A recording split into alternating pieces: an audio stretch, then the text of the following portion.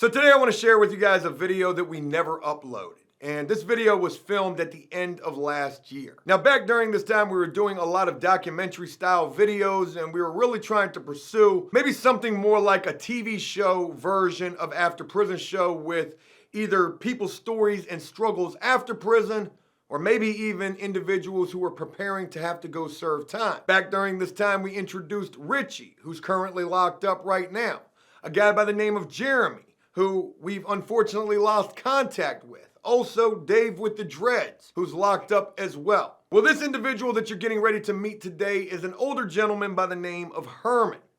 And why we never uploaded this video, I'm not exactly sure what the reasoning was. Herman is an individual who has suffered from a lifelong battle with addiction and who has also spent most of his life in and out of jails and prisons. And probably mostly because of choices that he made dealing with his addiction. Herman is also an individual who was living in a halfway house that was costing like $125, maybe $150 a week. And he didn't have a job neither. And it was because of some program through the CSB, which is the Community Behavioral something, I think, board. They were actually paying his way in the halfway house because of some sort of government grant. But regardless of all of that, I want to share this video with you guys now because I do feel like it is a video that we probably should have ran with. And I also think it's one that you guys are going to find pretty insightful.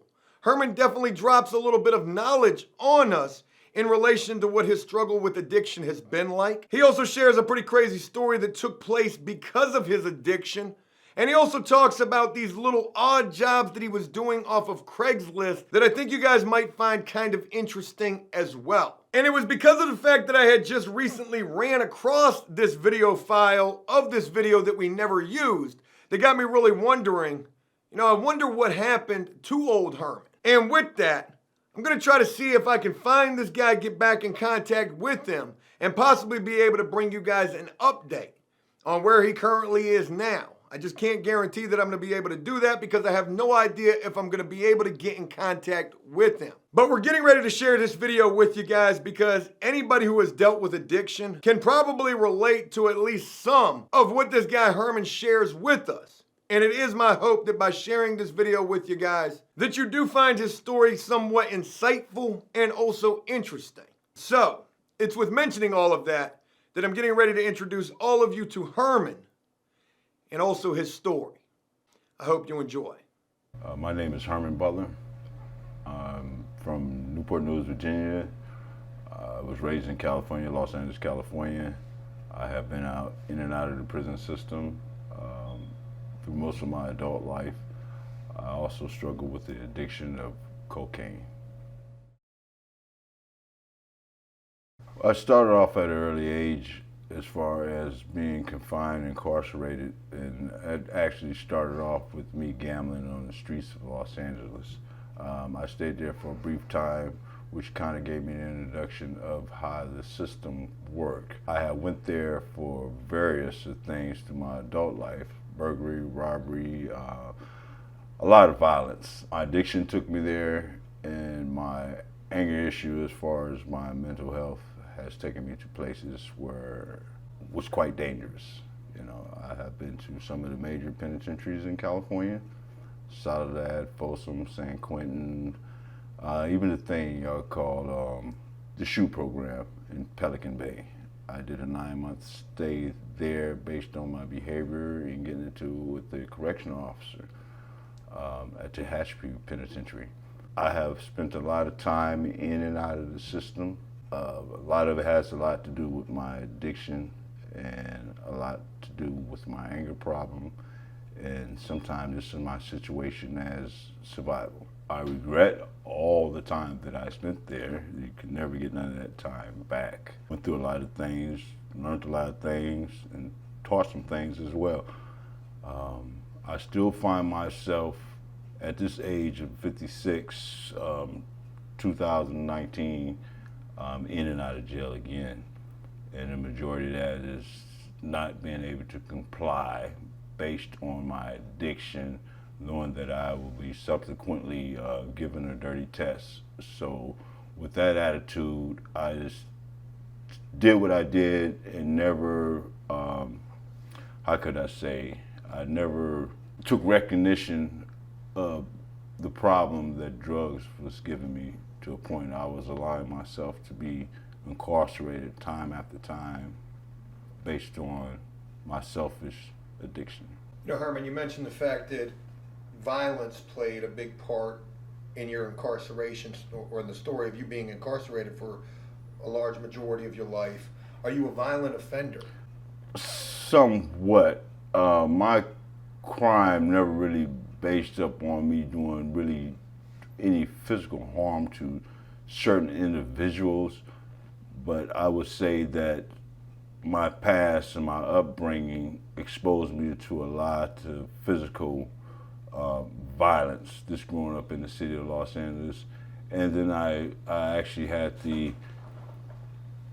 a lot of situations whereas I had to endure a lot of things, not particularly because it was done to me, but it was done to somebody else, such as in my family, being brought up in foster homes and group homes, and just having the streets of Los Angeles raise me. There's a lot of particular incidents that I won't mention no names. People that's very close to me, including family members, had went through certain abuse. My sister was murdered at an early age. That played a lot on how I decided to live my life. I love my sister, and I never thought that she would succumb to the streets of Los Angeles and being murdered on the streets of Los Angeles. At one time, made me want to just give up. I had no care for myself or anyone that I came in contact with. You're in your 50s, right? And you've struggled with addiction, and you've been incarcerated for numerous times in your life. You know, let's talk about where you are right now in your life, where you're staying at. Can you tell us a little bit about this here? Right now, I'm currently residing at the Ashford House, and it's voluntarily slash I need to be. I was at a point in my life where my addiction took me to the lowest, some of the darkest corners. Throughout my addiction, even as I indulged, I knew that I truly didn't want to be there, but I just couldn't find my way out, and it was pulling me more into troubled waters. I tapped into some resources that was available for me. I didn't take advantage of it at the time that I needed to, but eventually I finally woke up, and I am taking advantage of these programs now. I will say that it has a lot to do with me as an individual, because if I didn't make up my mind to do these things or accept these things or put these things to use, then it would be just a waste of time. So when it really comes down to it, it's what I decided to do as an individual, where I want my life to go. Being in the Oxford House and coming to the Oxford House, I was at my lowest. I actually come from Peninsula Rescue Mission by way of the Mental Health Behavior Center. I did not want to live at one time based on a physical assault that happened in May that caused me to practically not be able to walk. You know, my balance was off, my vision was off, everything. But even throughout that, I still had the craving for the addictions. Let me stop you right here. I want to jump in and ask if you would be willing to talk about this assault. You know, can you tell us what happened? Can you tell us the story? It was about 3 o'clock in the morning. I went to the individuals' houses and pretty much demanded some cocaine, some rock cocaine, and was told not to continue knocking on the door, beating on the window, to a point where I started throwing rocks at the window to make that person come out. 2 individuals came out, and subsequently I was assaulted to a point where I was jumped by the 2 individuals, and I was beaten. but I sustained an injury based on me trying to regain my balance and hitting a lug nut on a Jeep. I was taken to the hospital. Actually, I was dropping off at the hospital emergency room, where I spent 5 days in Hampton Santerre Hospital. I was transferred from Hampton Santerre to Norfolk Santerre, and I had to go through a lot of physical things, such as neurologists, MRI, and different things. Basically, because I had injury that was sustained to my brain that almost took my legs from under me, pretty much. You know, I wasn't able to walk. I'm the type of individual that's very, I love moving. I like being on bikes. I like doing things. I'm a very active person. I consider myself sports-like. My addiction almost compromised that to a point where I couldn't walk. Not the way I wanted to. You know, I was able to balance myself on a walker, but it got to a point where it was so depressing that I almost veered into a bus trying to gain my balance on a bicycle, almost seesawed into a bus to a point where I had told myself that if I can't walk, I didn't want to live. I tapped into some resources while I was contemplating, and the resources was very helpful for me to sustain and get myself back in the direction where I could get the help that I needed. Talking to people and realizing that I had a whole lot of life ahead of me. It's just that I was so off balance based on my drug addiction and the chances I was taking behind drugs that I couldn't see what they were seeing. It was mind-opening. It was mind-opening for me because I can actually see life being better, not just for me, but the people that I love and the people that believe in me. So I am taking advantage of this more or less for myself. You know, I deserve to live a better life, and I deserve to accomplish the things I want in life. Me being on a rack track and drug-free, alcohol-free is a part of what I'm doing to have a positive life. Even though I look at my background as far as all the things that I've been convicted of and been in jail for, I don't want to use certain things as an obstacle.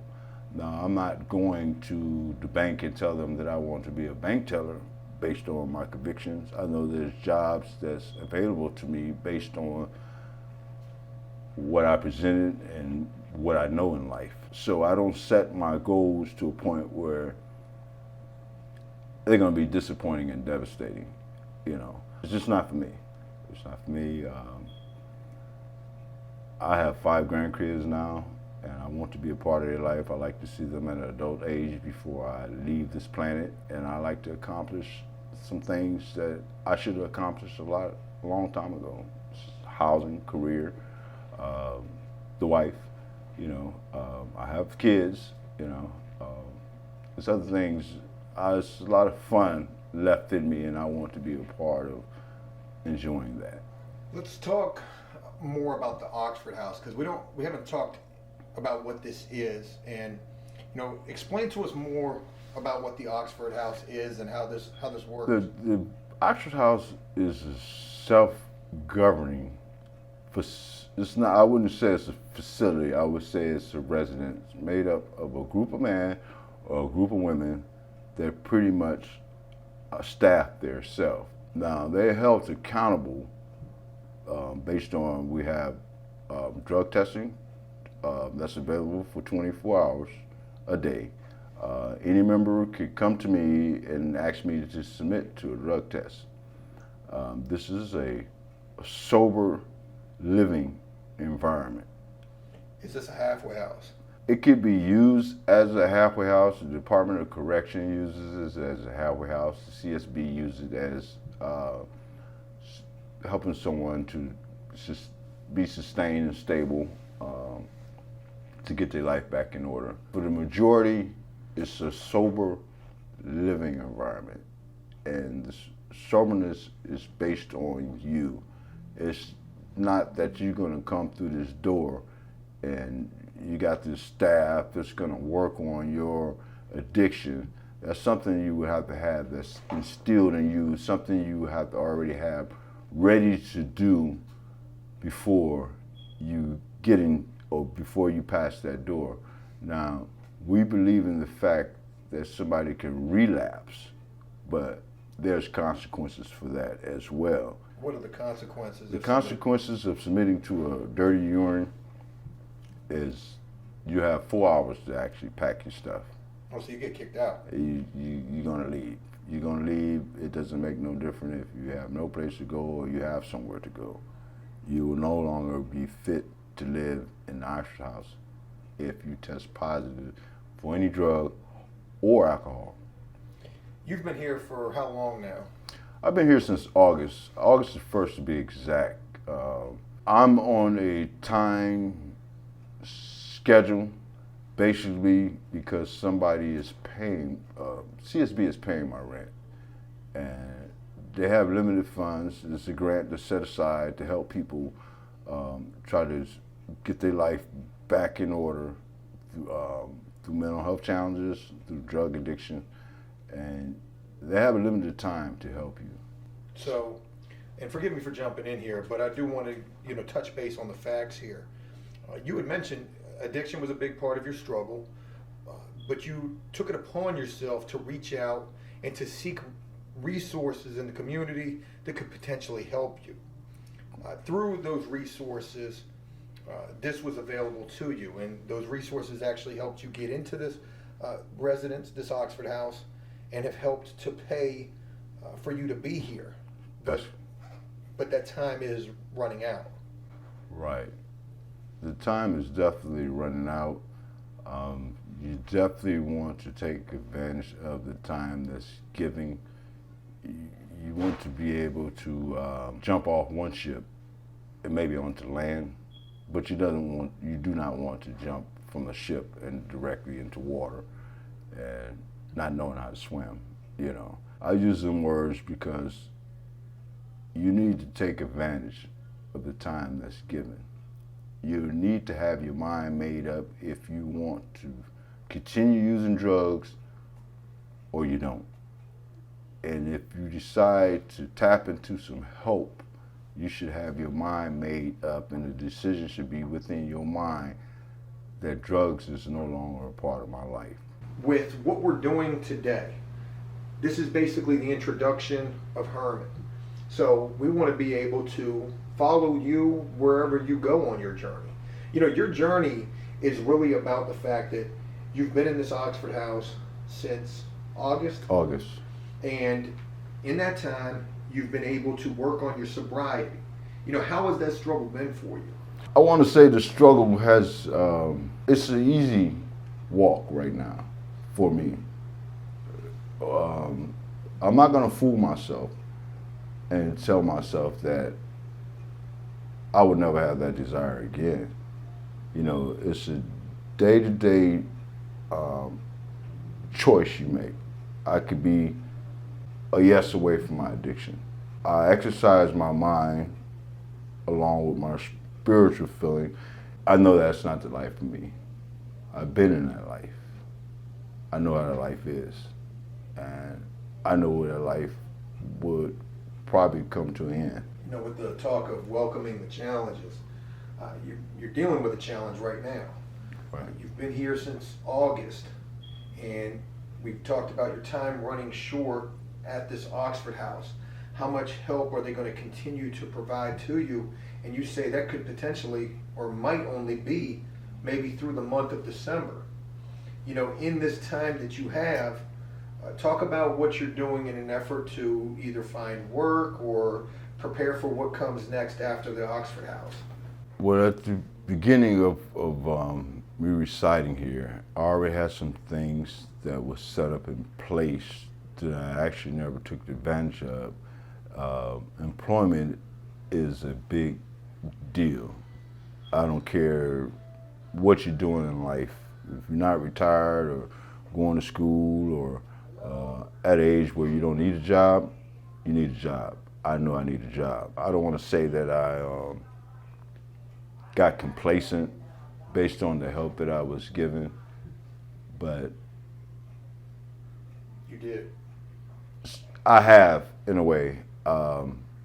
Somebody paying your rent, and you can get a little lazy and not make the steps that you want to make.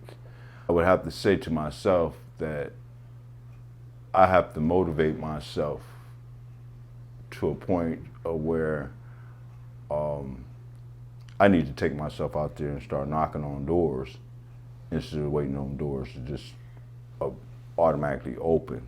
I hated for someone to give me something. I always have been the giver. And when you give me something, it kind of takes away my will to survive. You mentioned that you need to get out there and become active in trying to find employment. Real quick, with the individuals that live in this house, there's 16 people who live in here.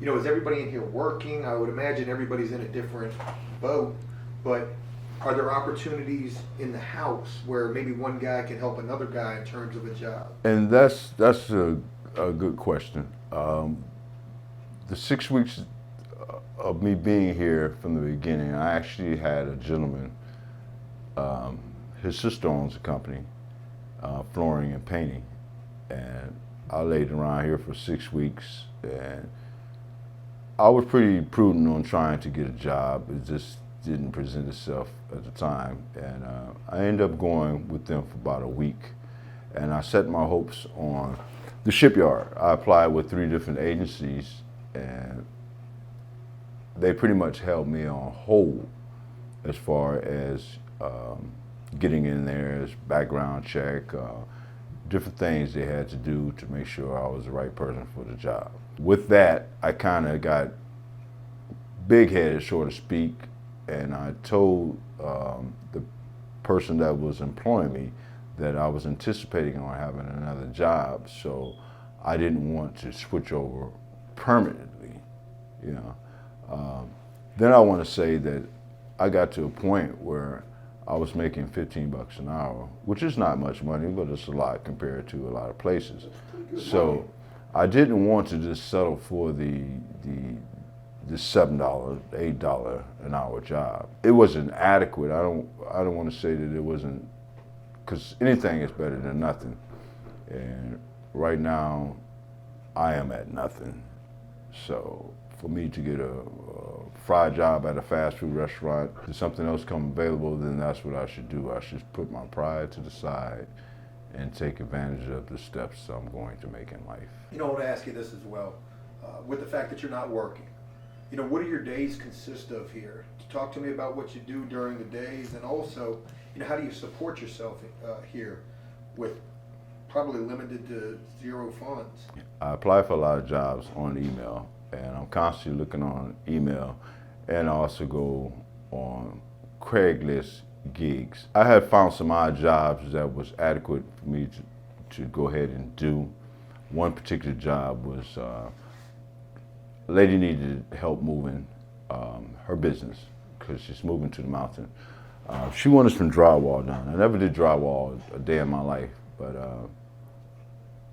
if you look at YouTube, it would teach you how to do the job. Tell her you knew how to do it? I told her that I knew how to do it without knowing how to do it. So I had to learn how to do it. So with YouTube and a resident that resides here giving me the knowledge on how to do it, I was able to do it. It was a 2-day job, and I got paid $500 for the 2-day job. How did it come out? It came out fine, and the lady was satisfied, and I stayed there, and on that job until she was completely satisfied, to a point where once that job was finished, I was able to help her move some stuff. So that helped me out with cigarettes, certain foods I like. That's one thing the Ostrich House does not provide you food. CSB doesn't provide you food. They will lead you to food banks, churches. Have there been times here where you haven't had anything? It's been times that I had canned food and only had canned food. Certain residents here, is knowledgeable enough to figure out, well, he doesn't have anything on his side of the box. Let me help him out, you know. So you got individuals in here that will help you out, not to a point where you're going to be dependent on them, and they're not going to allow you to be dependent on them as well. But no one's really going to let you starve. You know, you mentioned the drug test and how, you know, anybody can ask anybody to take a drug test in the house. That's one of the stipulations of the Oxford House. In the time that you've been here, you also mentioned if somebody fails a drug test, you've got 4 hours to pack your stuff and get out of here. Right. In the time that you've been here, have you seen that happen? Have you seen it happen a lot? I have seen that on 2 occasions since I've been here. There has been 2 residents that actually submitted a dirty test and was asked to leave. I'm not 100% agreeable with that policy, but nevertheless, that policy was in place 50 years before I even established residence here. So obviously it works, and it keeps you accountable of how you want to live your life. You can choose drugs, or you can choose getting help to prevent yourself from using drugs. So it's all based on the decision, and you should get your mind to a point where you want to make the right decision. Funny that that question was asked because I knew the person was using drugs before he was submitted to a drug test. And I had an individual conversation with him, a one-on-one, without letting the house know. This based upon me being a user and being addicted to cocaine. I can tell the ways. So it was easy for me to understand that this guy was on drugs. He's pretty much denied it and laughed me off. You know, and I reassured him that the conversation wouldn't go no farther than me and him. And 3 weeks later, 2 residents pulled up on him, as they say, and asked him to submit to a drug test. And I could see the sweat beaming off his head. I thought that if he went ahead and admit to the fact that he was without submitting to the drugs, the policy wouldn't apply as far as the 4-hour pack your stuff and leave. Obviously it wasn't. He ended up admitting, and he ended up taking a drug test. So he was actually leaving, he had left, you know. Do you know anything about where he is now? If he's I want to say that person got some help through the VA, but anytime your addiction takes over you, some decisions are beyond your control. Some places you don't go because you have to, you go because there's no other place to go. Well, let's talk about where you hope to go from here, Herman. You know, what are some goals that you have, and some things that you might want to accomplish? My goal is to establish myself as far as employment, housing, transportation. It kind of goes without saying, but I choose to be in a relationship that's pretty much coincide with how I want to live my life. That could be challenging as well too. I want to be able to take my grandkids places, do things. I want to live life. I want to enjoy myself. There's a lot of things I haven't done in life based on me living on my own at an early age, that I had to take on a lot of adult stuff at the age of 16 in order to maintain and survive, to a point where I missed out on a lot of enjoyment. You know, life has been more or less a day-to-day survival. Don't get me wrong, you know, I have 4 kids, and their life hasn't been nothing like mine. So I made sure they had things that I didn't have and wanted to have. But at the same time, it's still, I have a desire to do a lot of great things in life. And I do want to be able to help someone that finds itself in the position that I have found myself as far as an addiction.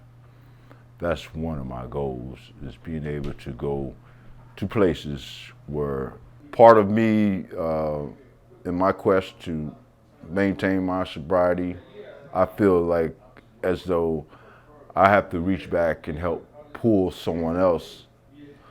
And I don't want to use that word really delicately, because if that person doesn't have a desire to do that or want that help, then it's kind of like you defeating the cause, you know, because you could be pulled back in based on their desire. So you have to have a strong mind, a strong will, and understand that some people you can reach your hand to and they don't want your help, or they're going to take advantage of your help, and those are the people you might have to just let go, you know, or you're going to find yourself reaching back to a point where you're going to be a part of what they're doing. I feel like I'm strong enough and I want so much more out of life that part of me, I'm succeeding in life.